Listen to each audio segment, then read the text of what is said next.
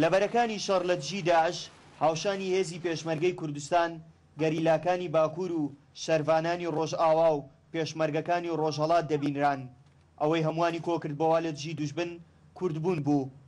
ئامادەبوونی هەموو کورد لە شەڕی دژی داعش سەلمانی ئەو ڕاستیەیە ئەگەر کوردستانیش بەش کرابێت بەڵام ناتوانرێت بیری کوردایەتی و هەڵوێستی نیشتیمان پەروەری لە هزری تاچی کورد دەربهێنرێت.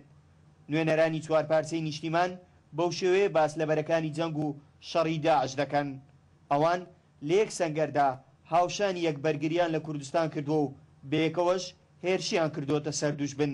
گەلی کورد لە هەر چوار پارچەی کوردستان خرۆشا حماسەتی شۆڕژێڕی گرتی، ئەوەی بە قسە، ئەوەی بە دڵ، ئەوەی بە مەیدانی، ئەوەی بە کۆمەک و هاوکاری باشووری کوردستانیان کرد کە جێگای تەقدیرە، کە جێگای ڕێزە، کە دەلالت لەوە دەکات کە ئێمە کوردان وەکو میلەتێکی نیشتیماندا بەشکرا و ئازارمان یەکە، خەممان یەکە، کێشەمان یەکە، دەبێ ئێمە دەستخۆشیان لێ بکەین لە هەر دەرەکی لە هەر جەیەکی. ئەگەر ئەم وەکێ کوردی هەر چارپارچەی کوردستان هەفتوو بگرین و بەڕاستیژی یەکگرتووەک چێ بکەین، کەسێک نکاری قارشێمە بسەکنیتن و کەسێک نکاری قارشێمە بێت پێش و خاکێمە داگیر بکاتن یان ملەتێمە دەربەدەر بکاتن. مەدیت وەکە واجبێمەیە ئەرکێمەیە ئەمە کوردێن سووری واجبێ خۆرابل کێلەکە برای خۆی کوردستانە باشوور بسەکنن ومە شەهیددان و ئەم نەپۆشمانن و ئەم کێفخۆشن.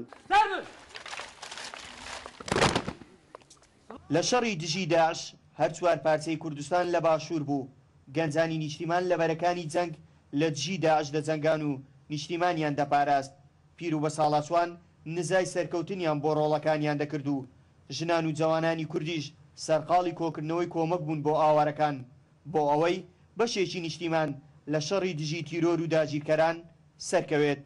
لە شەڕی داعشدا کوردەوەی سەلمان ئەگەر دوژبنیش کوردستان بکاتە پارچە پارچە، بەڵام لە کاتی هێرشدا کورد پارچەی نابێت، یەک دەنوچی دەبێت، ئەویش بۆ سەرسەری دوژبنانە.